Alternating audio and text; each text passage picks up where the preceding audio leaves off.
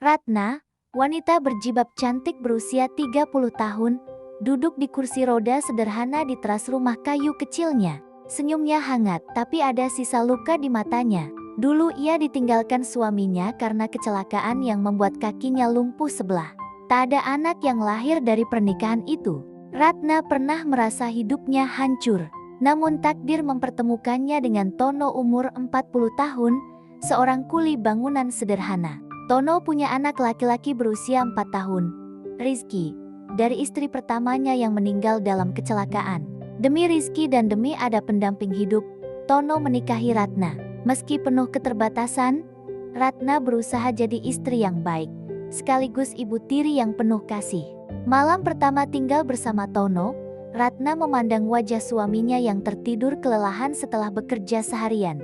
Hatinya masih diliputi keraguan. Apakah aku hanya dipilih karena Tono butuh pengasuh anaknya? Apakah aku bisa jadi ibu yang baik untuk Rizky? Dengan kondisi seperti ini, apa aku bisa membahagiakan mereka? Air matanya jatuh diam-diam. Namun ia menghapusnya cepat. Aku tidak boleh terus larut.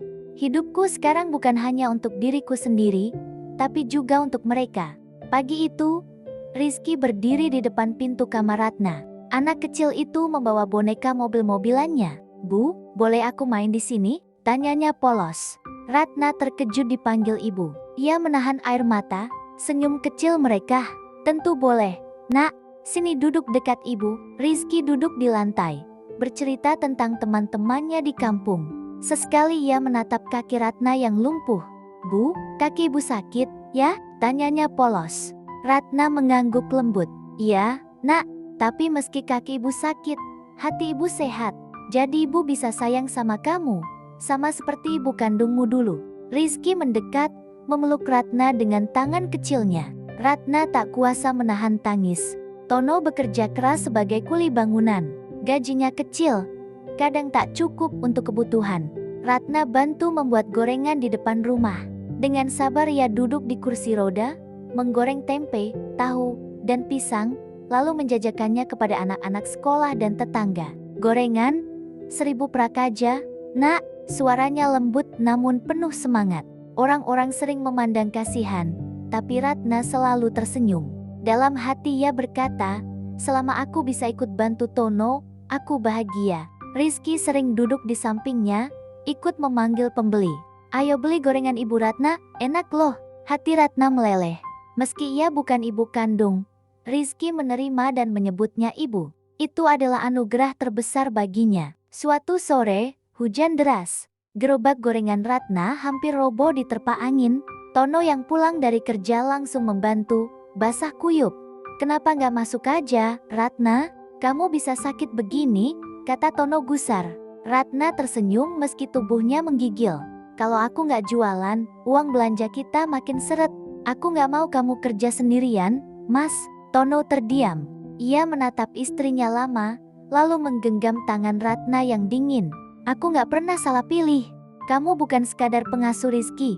Kamu bagian dari hidupku." Ratna menunduk, air matanya bercampur dengan air hujan. Beberapa bulan kemudian, Ratna jatuh sakit karena terlalu lelah. Tubuhnya lemah, ia terbaring di kamar. Rizky duduk di sampingnya, menggenggam tangannya erat-erat. "Bu, jangan tinggalin Rizky ya. Rizky sayang sama ibu." Ratna terisak, membelai rambut anak kecil itu. "Ibu gak akan pergi. Selama ada kamu dan ayahmu, ibu akan berjuang terus." Malam itu Tono pulang lebih awal, membawa obat dan bubur sederhana. Ia menyuapi Ratna dengan penuh kasih. "Kamu yang lumpuh, tapi aku yang sering jatuh lemas lihat ketegaranmu." Ratna menatapnya, matanya basah. "Aku gak punya apa-apa, Mas. Cuma cinta dan niat untuk bikin kalian bahagia. Itu saja yang bisa ku beri." Hari-hari kembali berjalan.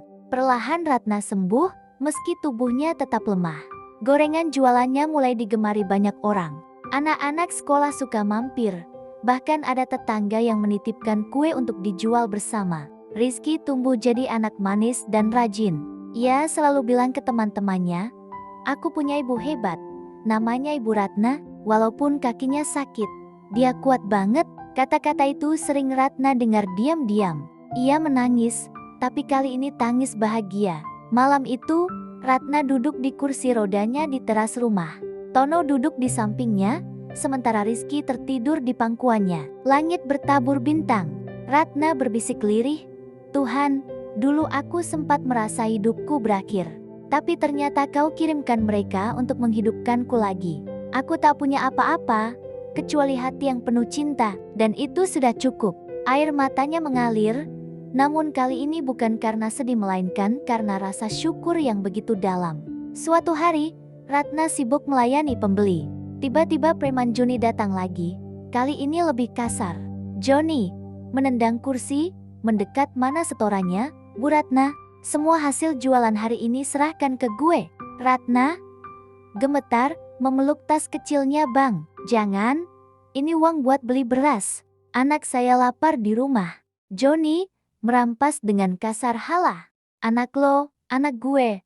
Sama aja, semua butuh makan. Cepet kasih." Ratna yang berjilbab, wajah cantiknya menegang, menjerit minta tolong. Beberapa tetangga sempat melihat, tapi Joni langsung kabur naik motor, meninggalkan Ratna menangis histeris. Ratna pulang dengan wajah sembab. Rizky berlari kecil, memegangi perutnya. "Rizky," merengek, "Bu, Rizky lapar. Ada nasi nggak?" Ratna membuka wadah beras kosong. Ia tertegun, tubuhnya bergetar. Air matanya jatuh deras. Ratna memeluk Rizky erat-erat. "Maaf ya, Nak, hari ini kita belum bisa makan. Sabar ya, sebentar lagi Ibu cari jalan." Rizky menangis, memeluk perutnya. Ratna merasa hancur. Ratna ke tetangga terdekat. Ratna mengetuk pintu tetangga, wajahnya penuh rasa malu. "Mbak, maaf, bolehkah saya pinjam segenggam beras saja? Rizky belum makan dari tadi." Tetangga awalnya ragu karena juga hidup pas-pasan, tapi akhirnya memberi sedikit, satu gelas kecil. Ratna menangis sambil mengucap terima kasih. Ratna kemudian menuju ke warung langganan. Ratna datang dengan kursi rodanya ke warung. "Bu, saya janji besok kalau jualan saya akan bayar. Bolehkah saya bawa 1 liter beras dulu?" Pemilik warung iba memberikan beras di kantong kecil gratis, meski hutangnya sudah menumpuk. Merasa belum cukup banyak, Ratna ke musola atau masjid kecil di kampung. Ratna masuk dengan menunduk, memohon kepada pengurus masjid. "Pak, kalau ada beras infak, bolehkah saya bawa sedikit? Anak saya kelaparan." Pengurus menatap Ratna penuh iba, lalu mengambilkan beras 1 kantong kecil dari kotak sedekah jamaah. Ratna membawa pulang beras hasil bantuan yang sekiranya cukup untuk 1 kali makan. Ia menanak nasi dengan tangan gemetar. Rizky menunggu sambil berbaring. Wajahnya pucat. Ratna menyuapi Rizky perlahan, sambil menangis, "Maafkan Ibu, Nak, kamu harus lapar dulu baru bisa makan. Tapi Ibu janji, Ibu gak akan biarkan kamu kelaparan lagi." Rizky tersenyum kecil meski lemah. "Terima kasih, Bu, nasi ini enak banget." Ratna terisak, memeluk anak itu erat-erat. Ratna baru saja selesai menyuapi Rizky dengan nasi hasil pinjaman. Wajahnya masih sembab karena menangis. Terdengar suara pintu dibuka. Tono masuk, langkahnya pelan, wajahnya letih, tangannya masih diperban. Ia langsung melihat Ratna yang duduk di kursi roda, matanya merah. "Tono," cemas Ratna, "kenapa wajahmu sembab begini? Ada apa?" Ratna menunduk, suaranya serak, "Mas, siang tadi preman datang lagi. Semua uang hasil jualan gorengan diambil. Habis tak bersisa." Aku berteriak, tapi dia kabur naik motor. Aku nggak bisa beliin beras." Rizky sampai menangis kelaparan. Ratna tak kuasa menahan tangis, tubuhnya terguncang. Tono terdiam, lalu memeluk Ratna erat-erat. "Ya Allah, Ratna, kenapa harus kamu yang selalu diuji seperti ini?" Ratna terisak di bahu Tono. Tono ikut menangis. Tono sambil menangis, "Tadi aku pinjam uang ke mandor. Walaupun kecil, cukup buat beli beras dan sayur. Malam ini kita nggak akan kelaparan lagi." Ratna menatap Tono, matanya basah. "Ratna, lirih Mas, aku takut jualan lagi. Kalau preman itu datang, aku nggak bisa melawan. Aku cuma bisa pasrah. Aku nggak mau Rizky terus-terusan jadi korban." Tono mengelus kepala. "Ratna, kalau begitu, jangan jualan lagi, Ratna. Istirahatkan hatimu. Kita cari jalan lain." Beberapa hari kemudian, Ratna duduk di kursi rodanya, memandang baju kotor yang ditumpuk tetangga di pagar. Ia termenung sejenak, lalu menarik napas panjang. Ratna, bicara sendiri aku nggak boleh pasrah. Kalau aku nggak bisa jualan, aku harus cari kerja lain. Demi Rizky, demi Mas Tono. Ratna mendorong kursi rodanya ke rumah tetangga pertama. Ratna mengetuk pintu, tersenyum canggung. Mbak, maaf, saya Ratna. Kalau ada cucian banyak, boleh saya bantu cuci? Nanti saya jemur sampai bersih. Saya cuma minta upah seikhlasnya. Tetangga awalnya terkejut melihat Ratna yang lumpuh satu kaki menawarkan diri. Namun tatapan tulus Ratna membuatnya luluh. Tetangga, pelan iya, Bu Ratna. Kebetulan cucian saya memang numpuk.